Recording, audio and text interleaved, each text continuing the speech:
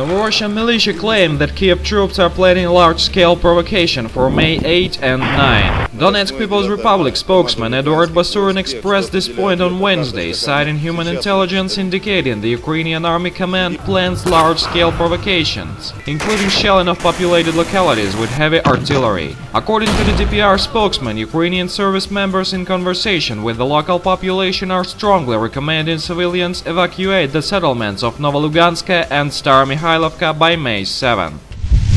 Meanwhile, the Defense Ministry of Ukraine has become annoyed with what he describes as the OSCE mission failing to report all attacks on Ukrainian forces. The extreme butthurt in the headquarters of the so-called ATO was caused by a report on the official website of the OSCE's monitoring mission, stating that during the day of April 26, mission observers recorded 413 shots from weapons of various types near the village of Shirokina in the Donetsk region. Moreover, the report explains these shots were fired by the armed forces of Ukraine in the direction of territory controlled by Novorossian militia. Oh la la!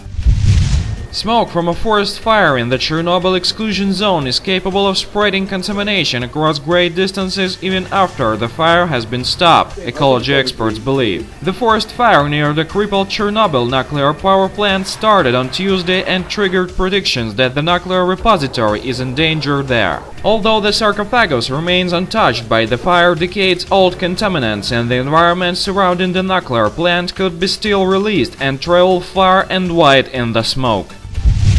In December 2014, the U.S. Senate Intelligence Committee issued a study on the CIA's detention and interrogation program and found that the agency tortured suspected terrorists in a brutal and mismanaged program that produced little valuable intelligence. What we have here with respect to Romania vis-à-vis the United States is what President Vladimir Putin calls a vassal state, former CIA analyst Ray McGovern said on Wednesday. Former Romanian President Ion Iliescu McGovern argued approved the CIA black sites because he was beholden to the United States and further motivated by cash infusions from the US Treasury. It would be interesting to investigate Iliescu's Swiss bank account, McGovern suggested, and how the former Romanian president acquired his nice summer home on a lake.